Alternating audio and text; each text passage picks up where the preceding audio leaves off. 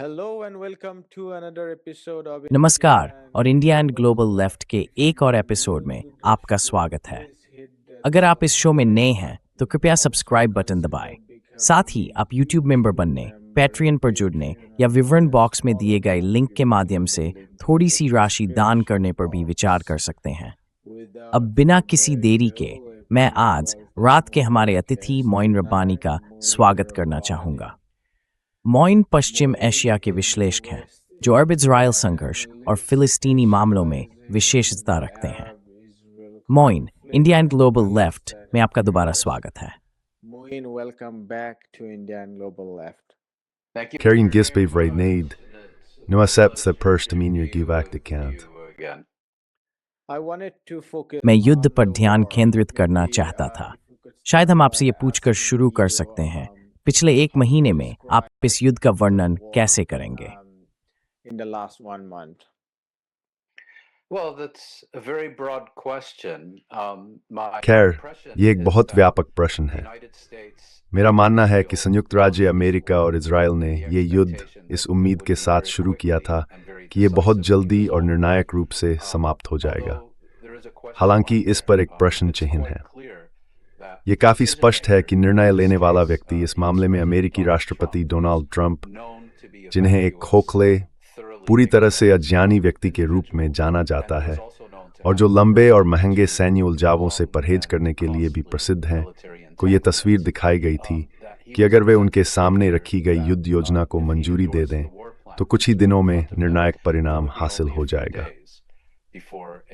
सवाल यह है कि क्या जिन्होंने उन्हें यह आकलन प्रस्तुत किया वे वास्तव में इस पर विश्वास करते थे। Who presented him with this assessment genuinely believed it, or did they believe that it was necessary to या उन्होंने ये माना कि ट्रंप के सामने एक ऐसा परिदृश्य पेश करना जरूरी था जिसके झूठा होने का उन्हें पता था, लेकिन जो फिर भी उनके उद्देश्य यानी संयुक्त राज्य अमेरिका को इस युद्ध में शामिल करने को पूरा कर देता, क्योंकि एक बार जब अमेरिका इसमें उतर जाता तो दिशा बदलना और इसे समाप्त करना असंभव हो जाता। तो मेरा संदेह है कि इसमें थोड़ा यह था और थोड़ा वह।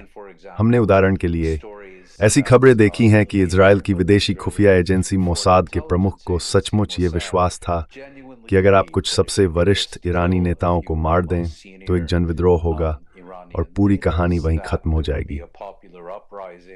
स्पष्ट है कि उन्होंने बहुत ज्यादा थ्रिलर उपन्यास पढ़ लिए हैं। Clearly been reading too many thrillers. Others, I think, particularly those. मेरा मानना है कि अन्य लोग, खासकर वॉशिंगटन में, ये समझते थे कि ये कोई 1, 2, 3 और खत्म होने वाली बात नहीं थी, बल्कि ट्रंप को एक आसान और तेज जीत की तस्वीर दिखाना जरूरी था ताकि वे इस पर हस्ताक्षर कर दें। और यहाँ ये बात दोहराना जरूरी है कि ट्रंप की तुलना में रोनाल्ड रीगन और जॉर्ज डब्ल्यू बुश प्रतिभाशाली लगते हैं। हुआ ये कि एक धारणा बनी, और मुझे लगता है कि ये एक गलत आकलन भी था, न केवल ईरान की क्षमताओं का, बल्कि उससे भी ज्यादा महत्वपूर्ण ईरान की इस इच्छा का कि वह इजराइल और अमेरिका की आक्रामकता का कदम दर कदम जवाब देगा। ये माना गया था, मेरा ख्याल है, कि ईरान फारस की खाड़ी के अरब देशों के इलाकों पर कोई मिसाइल दागने में बहुत हिचकिचाएगा, क्योंकि उनके साथ उसके संबंध काफी हद तक सुधर चुके थे। There have been significantly improved relations with them. Well, it absolutely didn't hesitate to do so. It is even खैर, उसने ऐसा करने में बिल्कुल भी हिचकिचाहट नहीं दिखाई। उसने तो जॉर्डन तक में अमेरिकी ठिकानों पर मिसाइलें दागी हैं। दूसरा, ये माना जा रहा था कि ईरान या तो हिचकेगा या फिर होर्मुज जलसंधि पर नियंत्रण करने में असमर्थ साबित होगा। वह प्रमुख संकीर्ण मार्ग जिसे होकर भारी मात्रा में ऊर्जा और अन्य आवश्यक वस्तुएं गुजरती हैं, लेकिन उसे ऐसा करने में कोई झिझक नहीं हुई और उसने ये काम सफलतापूर्वक कर दिखाया। तीसरी गलत गणना ये थी कि ईरान उस गठबंधन में आखिरी बचा हुआ सदस्य था जो खुद को प्रतिरोध धुरी कहता है, और मेरा मानना है कि इजरायली दृष्टिकोण से उन्हें लगा था कि वे ईरान को घातक झटका देंगे और फिर लेबनान में घुसकर हिजबुल्लाह के बचे हुए हिस्से को समाप्त कर देंगे। खैर, वह योजना भी उम्मीद के मुताबिक नहीं चली। तो आपके सवाल पर लौटते हुए, आपने पूछा था कि युद्ध शुरू होने के 1 महीने बाद मेरी स्थिति का आकलन क्या है। 1 month after it started. I think the most important part of my response needs to be मेरा मानना है कि मेरे उत्तर का सबसे महत्वपूर्ण हिस्सा यह होना चाहिए कि ये युद्ध एक महीने तक चलने के लिए नहीं था। इसे अधिकतम एक सप्ताह के भीतर समाप्त हो जाना चाहिए था। और ये तथ्य कि ये युद्ध एक महीने से अधिक समय बाद भी जारी है, ये दिखाता है कि ईरान की रणनीति एक तीव्र सशस्त्र संघर्ष को एक लंबी थकावट वाली लड़ाई में बदलने की, जिसका उद्देश्य इसे केवल एक ओर अमेरिका और इजराइल तथा दूसरी ओर ईरान के बीच सीधा टकराव न रहने देना, बल्कि एक क्षेत्रीय संकट और अब तो उससे भी बढ़कर एक वैश्विक ऊर्जा और आर्थिक संकट बना देना, काम करती हुई प्रतीत हो रही है। साथ ही ईरान ने बहुत भारी कीमत चुकाई है और ये कीमत लगातार बढ़ती जाएगी। क्षेत्र के कई अन्य देशों के लिए भी लागत तेजी से बढ़ रही है और इसका उनके लिए उनकी सुरक्षा involving Fausok Mortal आदि के संदर्भ and gen cord hyperbore strength tang. For their security, for their economic model, and so on. What do you make of a Washington Post report about Washington post की उस report के बारे में आपका क्या विचार है, जिसमें कई अमेरिकी खुफिया एजेंसियों ने कहा है कि नेताओं को हटाने या उनकी हत्या से उत्पन्न या प्रेरित किसी विद्रोह का उद्देश्य बहुत ही असंभव है। दूसरे शब्दों में, अगर मोसाद इतना निराश था या अगर वह इतनी बड़ी गलती पर था, तो आप संयुक्त राज्य अमेरिका और इजराइल की खुफिया एजेंसियों के बीच इस बड़े अंतर को कैसे समझाते हैं?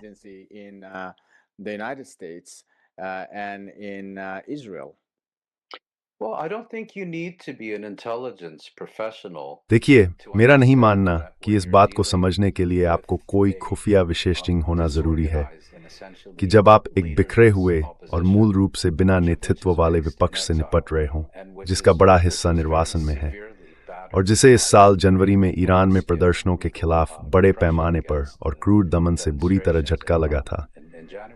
तो अगर आप बस कुछ नेताओं को हटा दें जबकि देश पर तीव्र बमबारी हो रही हो, तो उससे कोई जनविद्रोह नहीं होने वाला।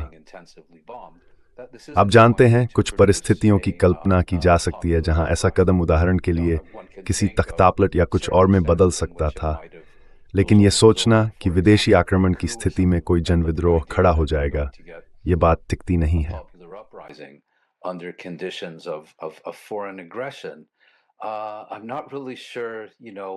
मुझे सच में समझ नहीं आता कि इस परिदृश्य को आगे बढ़ाने वाले लोग कौन से उपन्यास पढ़ रहे थे। और फिर से मेरा मानना है कि एक अनुत्तरित प्रश्न यह है कि इस परिदृश्य को बढ़ावा देने वाले लोग कितनी हद तक वास्तव में भ्रमित थे और कितनी हद तक उन्होंने जानबूझकर एक ऐसा परिदृश्य गढ़ा जिसे वे झूठा जानते थे, लेकिन उन्हें लगा कि यह आवश्यक है ताकि व्हाइट हाउस के पूरी तरह खोखले और पूरी तरह अज्ञानी मुख्य निर्णयकर्ता को इस युद्ध पर हस्ताक्षर करने के लिए राजी किया जा सके, यह जानते हुए कि एक बार युद्ध शुरू हो गया तो वे गहरी भागीदारी और आगे की वृद्धि के लिए दबाव डालते रह सकते हैं, जो बिल्कुल वही है जो हुआ है। अब हम जमीनी सैनिकों की संभावनाओं की बात कर रहे हैं, उदाहरण के लिए।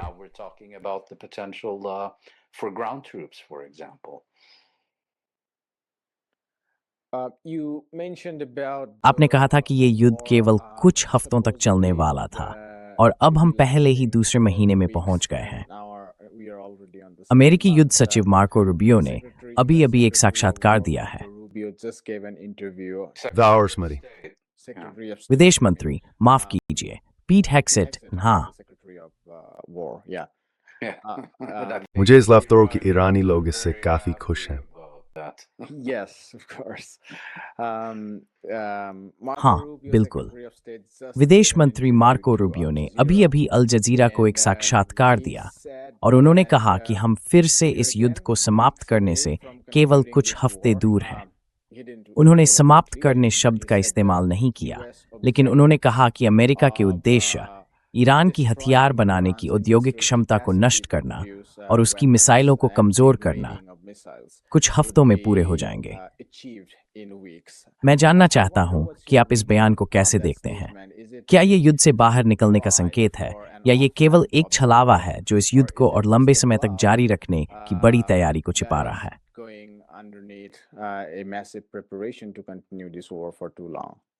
The problem with your question is that देखिए, आपकी बात का मसला ये है कि खासकर इस प्रशासन के साथ इन बयानों को तर्कसंगत रूप से समझना और उसी आधार पर कोई तर्कसंगत जवाब देना असंभव है।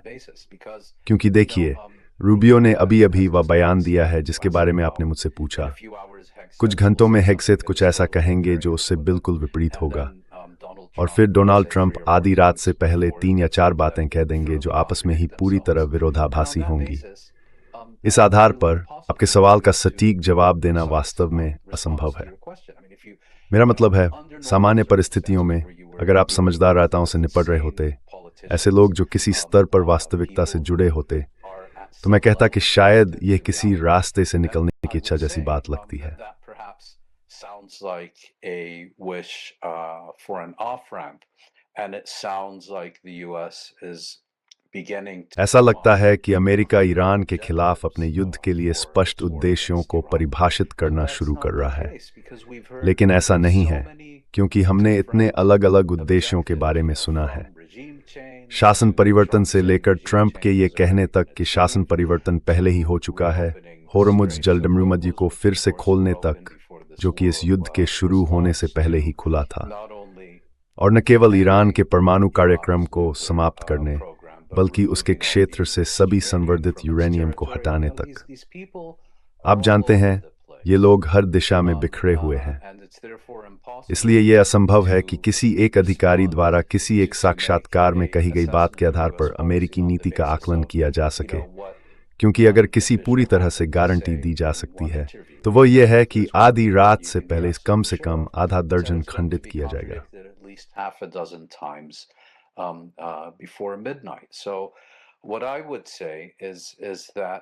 मैं जो कहना चाहूँगा वह यह है कि मेरी समझ के अनुसार इस समय अमेरिका का उद्देश्य ईरान पर सैन्य दबाव बढ़ाना है, ताकि या तो वह आत्मसमर्पण कर दे या फिर ढह जाए। इसके अलावा हमारे पास इजराइल के युद्ध संबंधी उद्देश्य हैं, जो शासन परिवर्तन से कहीं आगे जाते हैं और राज्य के पतन पर केंद्रित हैं, ताकि यह सुनिश्चित किया जा सके कि ईरान के पास अब अपने को आगे की इजरायली आक्रामकता से बचाने की क्षमता न रहे। और निश्चित रूप से इनके बीच अरब देश फंसे हुए हैं। ये युद्ध उनसे परामर्श किए बिना शुरू किया गया था, और वे ही सीधे तौर पर निशाने पर हैं और सबसे बड़ी कीमत चुका रहे हैं। फिर एक पूरी अलग श्रेणी के विचार हैं, जो अमेरिका के लिए एक वैश्विक शक्ति के रूप में अधिक महत्वपूर्ण हैं, न कि इजराइल के लिए, जो एक क्षेत्रीय प्रतिनिधि के रूप में कार्य कर रहा है।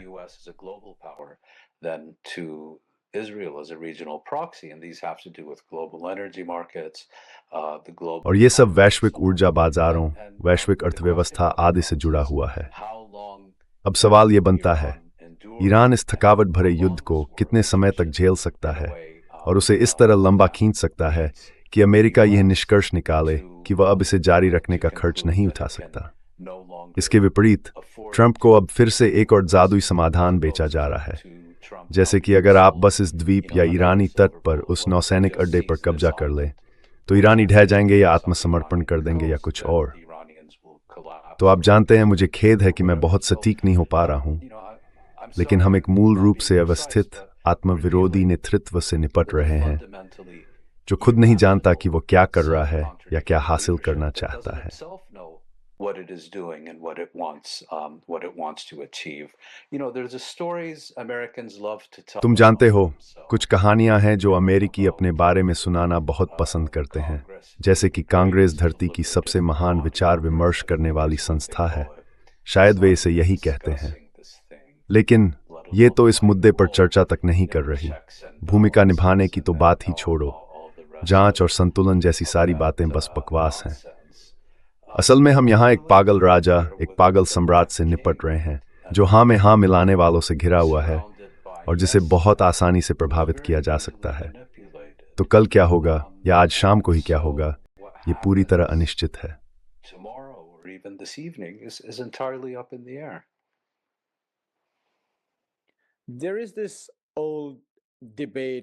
अमेरिका और इजराइल के बीच ये पुरानी बहस है कि असल में गाड़ी की ड्राइविंग सीट पर कौन बैठा है।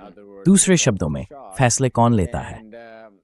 मैं उस सवाल को फिर से उठाना चाहता था, क्योंकि अगर हम युद्ध के निकट भविष्य के बारे में सोचें, तो यह संभव नहीं है कि अमेरिका घरेलू राजनीतिक स्थिति, आर्थिक हालात वगैरह को देखते हुए जल्द ही इससे बाहर निकलने का रास्ता तलाशना चाहे।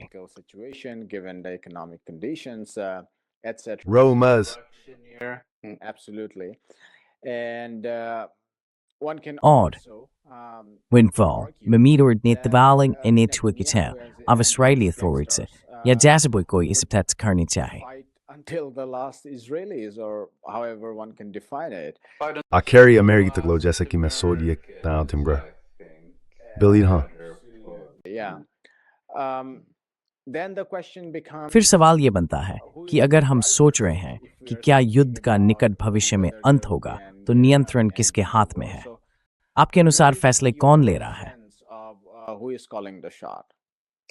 Well, if you look at a dog, you'll see that the देखिए, dog wags अगर आप its किसी tail. कुत्ते को It's not देखें the tail तो आप that पाएंगे wags कि the कुत्ता अपनी dog. पूंछ हिलाता है। In this case, ये नहीं the कि dog पूंछ is very कुत्ते को clearly, हिलाती है। the United और इस मामले में States, कुत्ता and स्पष्ट the रूप tail से संयुक्त राज्य is अमेरिका है proxy in the और Middle पूंछ East, उसका मध्य पूर्व में Israel. प्रतिनिधि इज़राइल Having है। said that, ये कहने के बाद it's यह भी also सर्वविदित known है कि that इज़राइल दशकों से Israel ईरान has के been खिलाफ agitating अमेरिकी युद्ध के लिए to a दबाव war डालता रहा है। against Iran. उसने हर संभव प्रयास किया है कि हर पिछली अमेरिकी सरकार, जिसमें पहली ट्रंप प्रशासन भी शामिल है, वही करे जो अमेरिका अब कर रहा है, और वह सफल रहा है। तो हमें खुद से ये सवाल पूछना चाहिए, अब ये कैसे सफल हुआ? क्या मध्य पूर्व में कुछ बदला? क्या वॉशिंगटन में कुछ बदला? क्या इज़राइल में कुछ बदला? Did anything change in Washington? Did anything change in Israel? And what I think has happened is that मेरा मानना है कि जो हुआ है वह यह है कि इज़राइल और उसके समर्थकों तथा पक्षपोषकों का एक गठबंधन, ट्रंप प्रशासन के भीतर मौजूद शक्तिशाली गुटों, ईरान विरोधी युद्ध समर्थकों, नवरूढ़िवादियों, इज़राइल प्रथम विचारधारा वालों आदि के साथ घनिष्ठ परामर्श में काम कर रहा था। उन्होंने मिलकर इस नेता को, जो स्पष्ट रूप से मानसिक रूप से कमजोर हो रहा था और जिसे इज़राइल समर्थक अरबपतियों से भारी धनराशि और समर्थन मिल रहा था, ये विश्वास दिलाने में सफलता पाई कि तुम ये कर सकते हो, ये सस्ते में हो जाएगा, तुम जल्दी बाहर निकल सकोगे और विजेता नायक के रूप में प्रस्तुत हो सकोगे। इसलिए ये बिल्कुल स्पष्ट है कि इज़राइल का इस युद्ध में हर तरह का हित था और उसने ये सुनिश्चित करने के लिए हर संभव प्रयास किया कि ये युद्ध शुरू हो।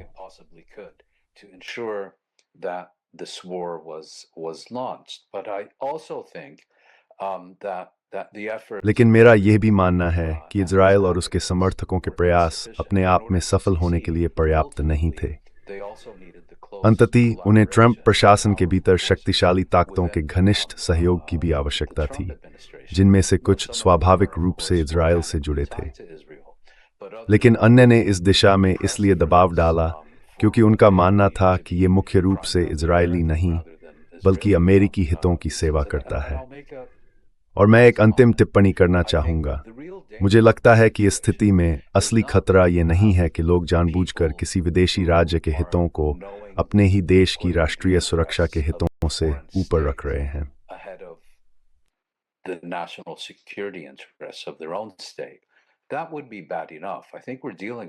वह तो अपने आप में ही काफी बुरा होगा। मेरा मानना है कि हम इससे कहीं अधिक खतरनाक स्थिति का सामना कर रहे हैं, और वह यह है कि संयुक्त राज्य अमेरिका में एक राजनीतिक वर्ग ऐसा बन गया है जिसे इस हद तक प्रभावित कर दिया गया है कि अब अमेरिकी और इजरायली हितों के बीच अंतर नहीं कर पाता। वे दोनों को एक ही मानते हैं। उन्हें यह विश्वास है कि जो चीज़ इजराइल के लिए बुरी है वह संयुक्त राज्य अमेरिका पर भी नकारात्मक प्रभाव डालेगी, और जो चीज़ इजराइल के लिए अच्छी है वह अमेरिका के लिए भी अच्छी है। इसलिए असली खतरा यह है कि अब वे अपने देश के राष्ट्रीय सुरक्षा हितों और एक विदेशी सहयोगी के हितों के बीच अंतर करने में सक्षम नहीं रह गए हैं।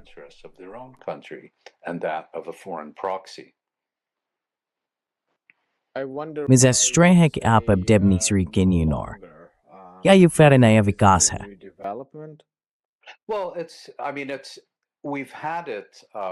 देखिए, मेरा मतलब है ये तो हमारे पास लंबे समय से है, ये दशकों से विकसित हो रहा है, ये स्पष्ट है। लेकिन मैं ये तर्क दूंगा कि पिछले 10 या 20 वर्षों में ये प्रमुख बन गया है। और ये आप जानते हैं, ऐसा कुछ नहीं है जो केवल रिपब्लिकन या ट्रंप प्रशासन तक सीमित हो। अगर आप बाइडेन प्रशासन को देखें तो वहां ब्रेट मैकगर्क, एंटनी ब्लिंकन जैसे लोग हैं, और मैं कहूंगा खुद बाइडेन भी, जो अधिकांश तथ्य अमेरिकी और इजरायली हितों के बीच अंतर करने में असमर्थ प्रतीत होते हैं। वे उन्हें स्वाभाविक रूप से जुड़े हुए कई मायनों में एक ही चीज के रूप में देखते हैं। ये कहने के बाद बेशक बाइडेन ने ईरान के खिलाफ इस युद्ध को मंजूरी नहीं दी थी। यह सवाल है कि अगर वे पद पर बने रहते तो क्या वे ऐसा करते, लेकिन मेरा व्यापक बिंदु यह है कि नहीं। मुझे में समर स्ट्रिक्ट लिस्ट देते केयर हाउ फ्रॉम प्रोशंस तक सीमित है। This is something that's unique to the Trump administration. What seems to me is relatively clear. मेरे लिए इस जमीनी हमले की सारी चर्चा में जो बात अपेक्षाकृत स्पष्ट लगती है वह यह है कि कुछ विशेषज्ञ या कहें विश्लेषक कहते हैं कि खार्ग द्वीप पर किसी विशेष अभियान की अटकलें या तैयारियां चल रही हैं। विशेष सैन्य अभियान। Yes, I get the हाँ, reference. मैं उस संदर्भ को समझता हूँ। हाँ, खार्ग द्वीप के मुद्दे पर वापस आते हैं। अगर आप सैनिकों की तैनाती की संख्या देखें, लगभग 50,000 सैनिक, तो ये किसी बड़े पैमाने के आक्रमण जैसा नहीं लगता। क्योंकि अगर हम 2003 के इराक कब्जे के बारे में सोचें, तो उसमें लगभग 100,000 या 150,000 अमेरिकी सैनिक थे। साथ ही अन्य नाटो बलों के 30,000 या उससे अधिक सैनिक, और वहाँ लगभग 1,000 सैनिक थे। Or 140,000 American soldiers along with other NATO forces, 30,000 or more. And there was about 50,000 soldiers even in 2011 when यहाँ तक कि 2011 में भी, जब अमेरिका पीछे हट गया था। तो क्या ये कहना उचित होगा कि जमीनी आक्रमण का सवाल ट्रंप के दिमाग से पूरी तरह बाहर है और ये सारी बातें सिर्फ ब्लैकमेल या प्रचार के उद्देश्य से की जा रही हैं? propaganda purposes? No, I don't think it's propaganda. I think नहीं, मुझे नहीं लगता कि ये प्रचार है। effort to seize मेरा मानना है कि ईरानी क्षेत्र पर कब्जा करने का प्रयास लगभग निश्चित है। लेकिन जो तुमने कहा उससे भी आगे बढ़ते हुए इन 50,000 अमेरिकी सैन्य कर्मियों की जो तैयारी की जा रही है वे सभी लड़ाकू सैनिक नहीं हैं। मेरा मानना है कि उनमें से आधे से भी कम वास्तविक लड़ाकू बल हैं। बाकी प्रशासनिक कर्मचारी, रसद से जुड़े लोग आदि हैं जो सीधे तौर पर शामिल नहीं होंगे। और यह हमें हमारी चर्चा के पहले हिस्से पर वापस ले जाता है, यानी उद्देश्य क्या है। कुछ लोगों के बीच ये विश्वास दिखाई देता है कि यदि संयुक्त राज्य अमेरिका सफलतापूर्वक ईरानी क्षेत्र पर कब्जा कर ले, चाहे वह खार्ग द्वीप हो या दक्षिण में स्थित वे द्वीप जिनकी संप्रभुता को लेकर ईरान और संयुक्त अरब अमीरात के बीच विवाद है, या शायद ईरान के तट का कोई हिस्सा या वर्षों की कोई संयोजन, coast or some combination of the above, that the purpose here is, not यहाँ उद्देश्य आप जानते हैं कोई विशाल आक्रमण शुरू करना और तेहरान की ओर कूच करना नहीं है, बल्कि यह है कि ईरान द्वारा किसी क्षेत्र पर सैन्य नियंत्रण खोने का प्रतीकात्मक प्रभाव मनोबल, राजनीति आदि पर इतना गहरा पड़ेगा कि ईरानी नेतृत्व को या तो अमेरिका की सभी मांगों के आगे झुकना पड़ेगा, या यदि वह ऐसा करने से इनकार करता है तो उसका शासन ढह जाएगा। मेरा मानना है कि जो लोग उस सीमित सैन्य अभियान के पक्ष में हैं, जिसे आपने सही रूप से पहचाना है, वे ये जानते हुए ऐसा कर रहे हैं कि इससे मिशन के विस्तार की स्थिति पैदा होगी। दूसरे शब्दों में, यदि आप ईरान के तट पर किसी द्वीप या बीचहेड पर कब्जा करते हैं तो उसका परिणाम अमेरिकी हताहतों के रूप में सामने आएगा। that results in US casualties, then Trump will authorize the deployment फिर ट्रंप of further अतिरिक्त सैनिकों की तैनाती की अनुमति देंगे। additional territory। वे और अधिक क्षेत्र पर कब्जा करने की कोशिश करेंगे, और इससे पहले कि आप समझें, आपके सामने ईरान पर एक पूर्ण पैमाने का आक्रमण होगा। अब ये सफल हो सकता है या नहीं, ये निश्चित रूप से एक बिल्कुल अलग सवाल है। लेकिन मेरा मानना है कि कुछ शक्तिशाली ताकतें जमीनी सैनिकों की तैनाती के लिए दबाव डाल रही हैं, ये पूरी तरह जानते हुए कि ये केवल शुरुआत होगी। फिर भी इसे एक छोटे पैमाने की प्रतीकात्मक पहल के रूप में प्रस्तुत किया जा रहा है, जो किसी तरह से बड़े लाभ देगी। इसे व्हाइट हाउस के नेता को सहमत कराने का सबसे अच्छा तरीका माना जा रहा है। the leader in the White House to agree to this. Quite apart from सैन्य क्षमता से अलग इसके वित्तीय प्रभाव अत्यंत विशेष। enormous, For Raisi Sasongburg. of course. And Trump is already talking about 1.5 Trump trillion पहले से ही US अगले dollars वर्ष के लिए defense budget for 1.5 next trillion year. अमेरिकी डॉलर के रक्षा बजट की बात कर रहे हैं। इससे राजकोषीय घाटा उस स्तर तक पहुंच जाएगा जहां बॉन्ड यील्ड इतनी बढ़ जाएगी कि ब्याज दरें ऊपर चली जाएंगी, जिससे अर्थव्यवस्था ठहराव की स्थिति में आ जाएगी। और अर्थव्यवस्था का एकमात्र या शायद मुख्य चालक शेयर बाजार पहले से ही अपने सबसे खराब दौरों में से एक में है। हमें यह समझना होगा कि ये अब भी टैरिफ युद्धों से उबर नहीं पाया है।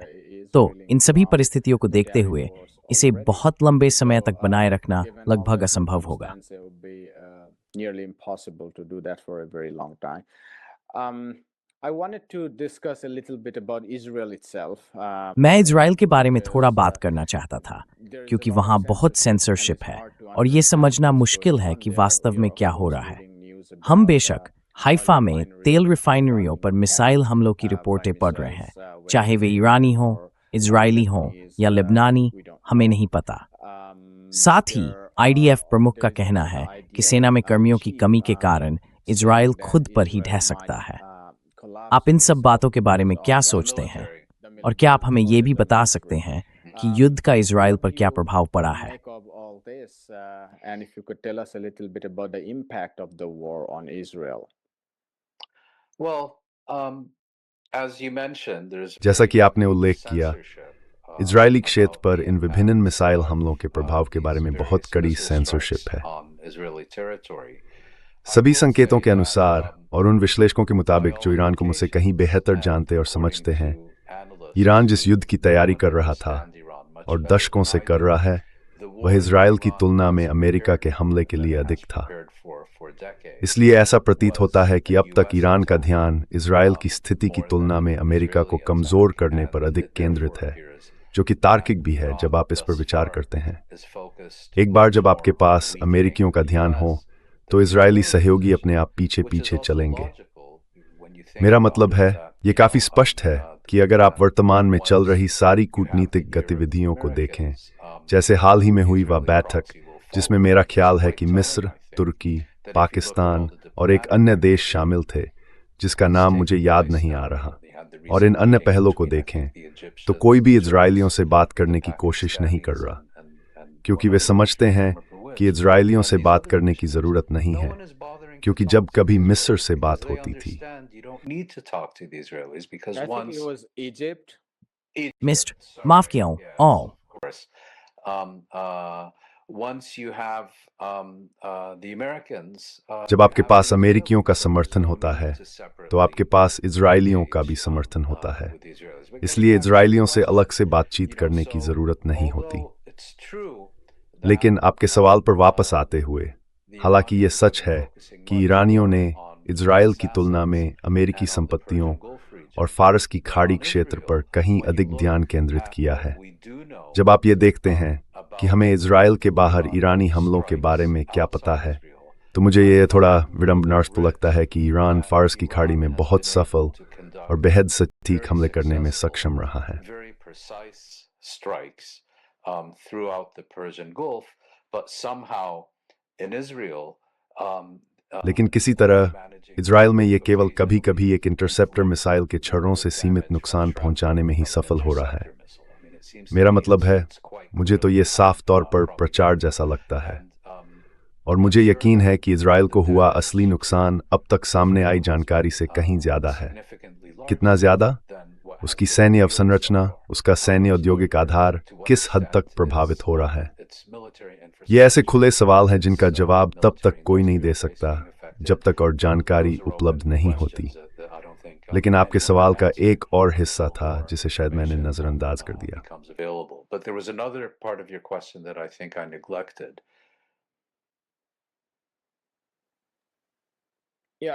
हाँ, मिस्र सवाल युद्ध के इजराइल पर प्रभाव के बारे में था।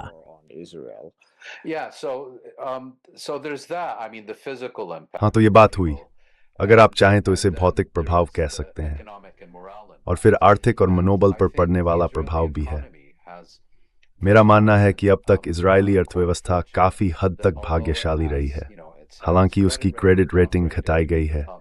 अर्थशास्त्रियों ने यह भी कहा है कि अक्टूबर 2023 के बाद के पिछले 2 वर्षों का दीर्घकालिक प्रभाव अंततः महत्वपूर्ण होने वाला है। लेकिन अगर आप उसकी वर्तमान स्थिति देखें तो इजरायली अर्थव्यवस्था ने पिछले 2 वर्षों को अपेक्षाकृत अच्छी तरह झेला है।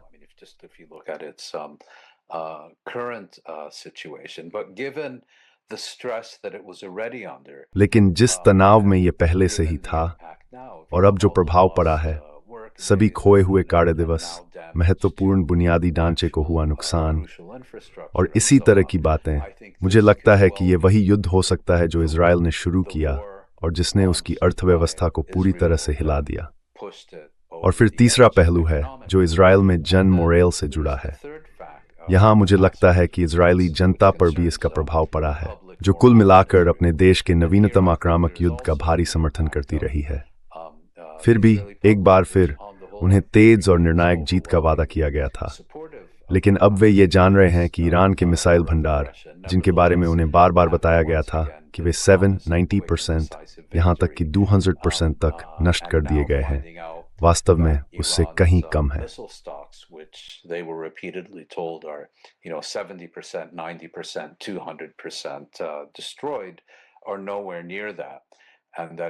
और ईरान अभी स्पेस स्थिति में कि वह पूरे इजराइल गुलम्बरी और खाउचा हॉइजमेल अपनी मर्जी से स्तांबर स्वोट मही।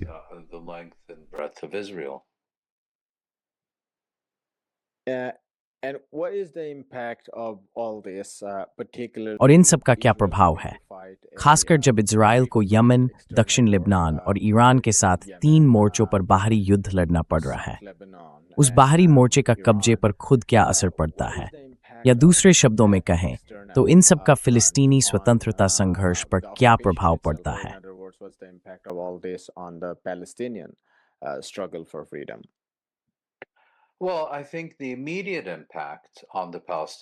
मेरा मानना है कि फिलिस्तीनियों पर इसका तात्कालिक प्रभाव यह है कि हम अब तक कितनी देर से बात कर रहे हैं, आधे घंटे से ज्यादा, और ये पहली बार है जब आपने मुझसे फिलिस्तीनियों के बारे में पूछा है। मुझे लगता है कि किसी और साक्षात्कार में भी यही स्थिति होती, या शायद ये मुद्दा उठाया ही नहीं जाता। तो इस युद्ध ने सफलतापूर्वक फिलिस्तीन को सुर्खियों से हटा दिया है और इजराइल को वेस्ट बैंक और गाजा पट्टी दोनों में कहीं अधिक स्वतंत्रता दे दी है। मेरा मतलब है, शायद लोगों को ये पता भी नहीं है कि आज सोमवार को इजरायली संसद ने एक मृत्युदंड विधेयक पारित किया है जो फिलिस्तीनियों को फांसी देने की अनुमति देता है। Execution of Palestinians. I mean, it's another apartheid law, but most ये एक और रंगभेद कानून है, लेकिन संभवतः बहुत कम लोग इसके बारे में सुनेंगे। सवाल यह है कि इजराइल ने यह युद्ध 2 उद्देश्यों के लिए शुरू किया। पहला, ईरान को एक वास्तविक या संभावित क्षेत्रीय प्रतिद्वंद्वी के रूप में समाप्त करना, और दूसरा, निकट भविष्य के लिए क्षेत्रीय प्रभुत्व की स्थिति को मजबूत करना। आप जानते हैं, इजराइल ने हिजबुल्लाह को काफी हद तक कमजोर कर दिया है। बेशक गाजा में नरसंहार हुआ है, अब यह वेस्ट बैंक में रोजाना व्यापक हमले कर रहा है। सीरिया में असद शासन को हटा दिया गया और इजराइल ने उस देश के सैन्य शस्त्रागार को नष्ट कर दिया है। और इजराइल के दृष्टिकोण से ईरान वह था जिसे वह ऑक्टोपस का सिर कहता है, आखिरी बचा हुआ अवरोध।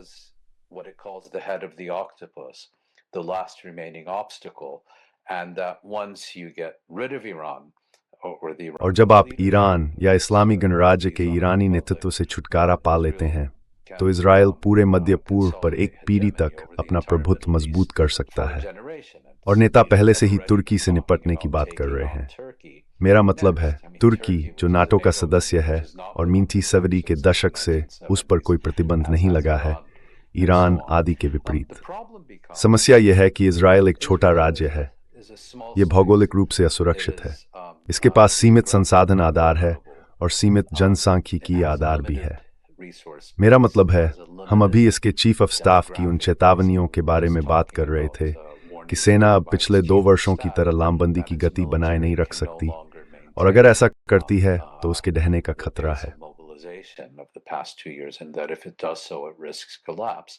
And as a ethno-nationalist apartheid state, और एक जातीय राष्ट्रीयतावादी रंगभेद राज्य के रूप में आप जानते हैं, ये दुनिया भर से स्वयंसेवकों या भाड़े के सैनिकों को बस यूं ही नहीं बुला सकता। और जितना ये सब महत्वपूर्ण है, दक्षिण अफ्रीका के विपरीत इजराइल पूरी तरह से विदेशी समर्थन, सैन्य, राजनीतिक, कूटनीतिक आदि पर निर्भर है। तो जो हम ईरान में देख रहे हैं, मेरा मानना है कि इजराइल ने अपने लिए उतना बोझ उठा लिया है जितना संयुक्त राज्य अमेरिका उसके पक्ष में संभाल नहीं सकता। और जो युद्ध इजरायली क्षेत्रीय प्रभुत्व को मजबूत करने के लिए शुरू किया गया था, वही युद्ध शायद ये दिखा दे कि इजराइल की क्षेत्रीय शक्ति की सीमाएं कहां तक हैं।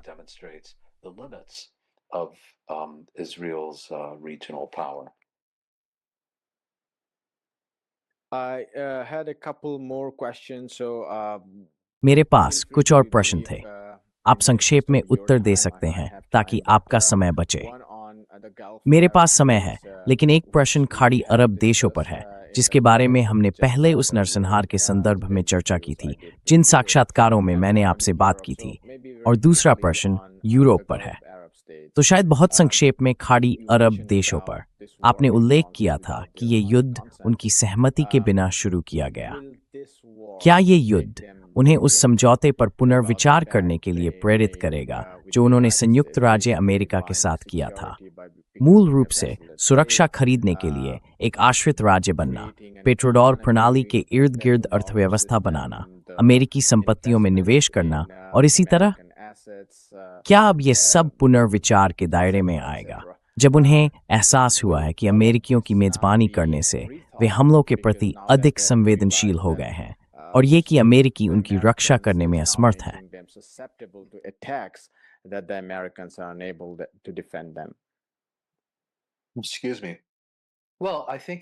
माफ कीजिए। खैर, मुझे लगता है कि यह पहले से ही पुनर्विचार का कारण बन रहा है, लेकिन सवाल यह है कि क्या वे इसके बारे में कुछ कर पाएंगे। स्पष्ट करने के लिए, जैसा कि आपने उल्लेख किया, इन राज्यों के संयुक्त राज्य अमेरिका के साथ कई कारणों से घनिष्ठ संबंध हैं। उनकी दृष्टि से एक प्रमुख कारण यह है कि वे वॉशिंगटन को अपनी राष्ट्रीय सुरक्षा के लिए किसी भी विदेशी या घरेलू खतरे के खिलाफ अंतिम गारंटर के रूप में देखते हैं। अब आइए देखें कि इस युद्ध में क्या हुआ है। पश्चिमी प्रेस में प्रकाशित लेखों के बावजूद, जिनमें दावा किया गया कि सऊदी क्राउन प्रिंस मोहम्मद बिन सलमान और अन्य लोग गुप्त रूप से वॉशिंगटन को ये युद्ध शुरू करने और इसे जारी रखने के लिए प्रेरित कर रहे थे, मैं वास्तव में उन बातों पर स्वयं एतैथ मैं भी उन कारों में न दाख्त मुनले इस्तिवा पर पेरिस इस पर चर्चा कर चुका हूं।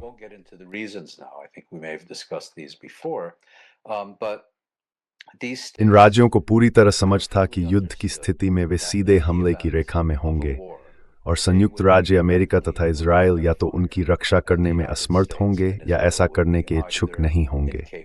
और ठीक वही हुआ। वास्तव में वे संयुक्त राज्य अमेरिका से इस युद्ध को शुरू न करने और अपने पसंदीदा आग लगाने वाले, अपने क्षेत्रीय उपद्रवी इजराइल को काबू में रखने की अपील कर रहे थे। वे ऐसा करने में असफल रहे और जब युद्ध अनिवार्य हो गया तो स्वाभाविक रूप से उन्हें लगा कि उनके पास कोई विकल्प नहीं बचा सिवाय इसके कि वे संयुक्त राज्य अमेरिका को उन सैन्य ठिकानों का उपयोग करने दें जो उसने 1990 के दशक की शुरुआत में कुवैत संकट के बाद से उनके क्षेत्र में स्थापित किए थे। परिणाम स्वरूप मैं आपकी कही बात को दोहराऊंगा नहीं, लेकिन संयुक्त राज्य अमेरिका, जिसे उनकी राष्ट्रीय सुरक्षा का अंतिम संरक्षक माना जाता था, अब केवल अपनी उपस्थिति के कारण ही उनमें से कई के लिए उनके आधुनिक राज्य के रूप में स्थापित होने के बाद से उनकी राष्ट्रीय सुरक्षा के लिए सबसे बड़ा खतरा बन गया है।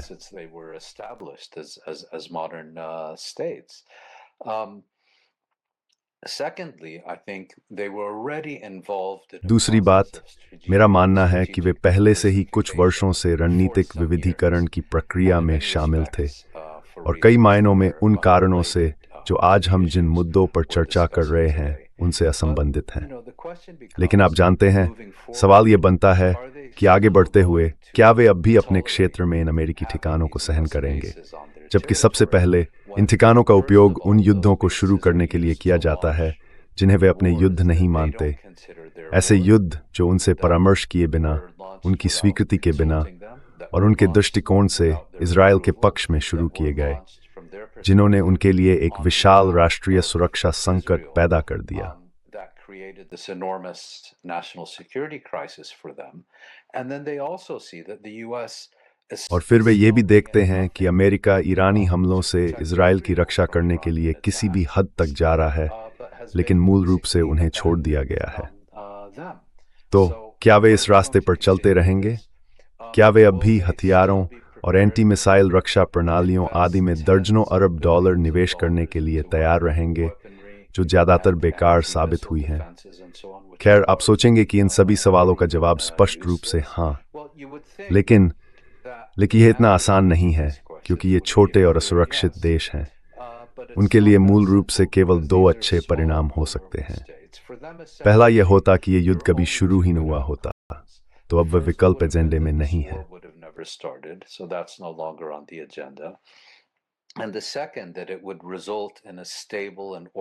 और दूसरा यह होगा कि इसका परिणाम ईरान में एक स्थिर और सुव्यवस्थित शासन परिवर्तन के रूप में निकले, ऐसा शासन जिसके साथ उन्हें लगे कि वे अधिक पारस्परिक विश्वास रख सकते हैं।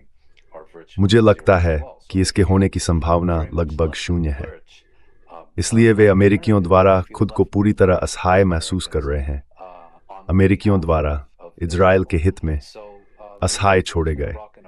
वे सचमुच एक कठिन स्थिति में फंसे हुए हैं। उनके लिए कोई अच्छे परिणाम नहीं है और उन्हें अब बढ़ते हुए परिणामों से खुद ही निपटना होगा, क्योंकि वॉशिंगटन पर उनका भरोसा काफ़ी हद तक कमज़ोर हो गया है। लेकिन साथ ही उन्हें यह भी नहीं लगता कि उनके पास कोई सार्थक विकल्प तलाशने की संभावना है।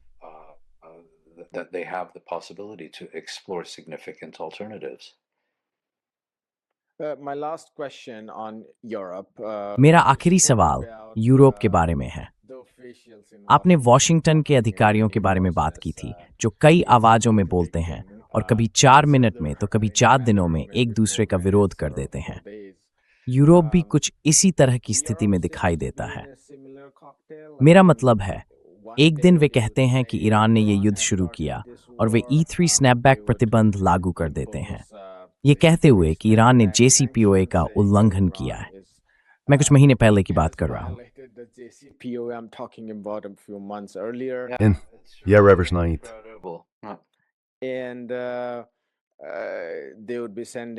और वे साइप्रस में और अधिक सैनिक भेज रहे होंगे। मेरा मतलब है, ये सूची लगातार बढ़ती जा रही है। फिर भी खास तौर पर स्पेन से ऐसे संकेत मिल रहे हैं कि वह युद्ध में शामिल अमेरिकी युद्धक विमानों के लिए अपना हवाई क्षेत्र बंद कर सकता है। बेशक इसके पीछे एक पृष्ठभूमि है, नरसंहार के दौरान स्पेन का हालिया इतिहास, फिलिस्तीनी राज्य की मान्यता की घोषणा और इसी तरह की बातें। इस सब के बीच यूरोप कहाँ है? क्या वह अपने अमेरिकी मालिकों के प्रति अंधभक्ति और अपने घरेलू जनमत, जो शायद बिल्कुल विपरीत हो, के बीच फंसा हुआ है? इस युद्ध को लेकर यूरोप में क्या चल रहा है? हाँ,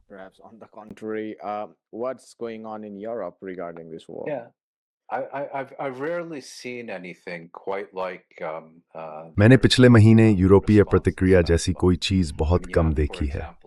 मेरा मतलब है, उदाहरण के लिए, आपके पास नाटो के महासचिव, पूर्व डच प्रधानमंत्री मार्क रूटे हैं, जो ये कहते हुए अत्यंत चापलूसी भरे बयान दे रहे हैं कि संयुक्त राज्य अमेरिका इज़राइल के साथ मिलकर ईरान के खिलाफ एक अवैध आक्रामक युद्ध छेड़कर दुनिया के लिए कितना बड़ा काम कर रहा है। और फिर ब्रिटिश हैं, जो कहते हैं कि वे इस युद्ध में भाग नहीं ले रहे हैं, लेकिन ये भी कहते हैं कि उनके हवाई अड्डों से उड़ान भरने वाले अमेरिकी बमवर्षक, जो ईरान पर टनों विस्फोटक गिरा रहे हैं, किसी तरह रक्षात्मक अभियान में लगे हुए हैं। और फिर कुछ अन्य हैं जो हर दिशा में बिखरे हुए नजर आते हैं।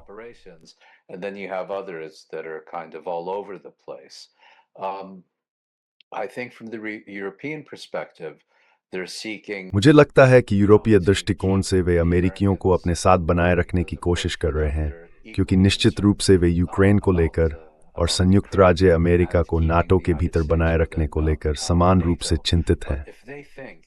लेकिन अगर उन्हें लगता है कि ये लगातार तुष्टीकरण और चापलूसी और माफ कीजिए, आप जानते हैं ट्रंप की खुशामद उनके लिए काम कर जाएगी, तो वे बहुत बड़ी भूल कर रहे हैं, क्योंकि ट्रंप पहले से ही उनकी आलोचना कर रहे हैं। वो पहले से ही नाटो की आलोचना कर रहे हैं। ट्रंप इजराइल की तरह हैं, या तो आप उनके साथ 100% हैं या फिर आप गद्दार हैं, और यूरोपीय उनके साथ 10% नहीं हो सकते। मुझे लगता है कि इस मामले में जिसने वास्तव में एक स्पष्ट रुख अपनाया है वह है, जैसा आपने कहा, स्पेन। ये यूरोपियों के लिए अच्छा अंत नहीं होगा। अब ये मानना फिस्ती है कि ये स्थिति उन्होंने खुद नहीं बनाई, भले ही उन्होंने इसे रोकने के कुछ भी नहीं किया, लेकिन ऐसा लगता है कि वे जानबूझकर एक बुरी स्थिति को अपने लिए और भी बुरा बनाने में लगे हुए हैं।